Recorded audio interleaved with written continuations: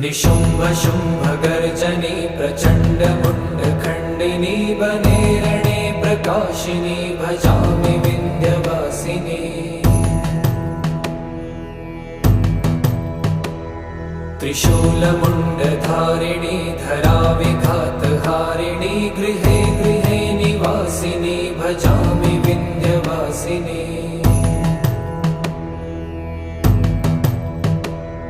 दरिद्र दुःखहारिणी सदा विभूतिकारिणी वियोगशोकहारिणी भजामि विन्ध्यवासिनी। लसत्सुलोललोचनं लतासनं वरप्रदं कपालशूलधारिणी भजामि विन्ध्यवासिनी। कराब्जदा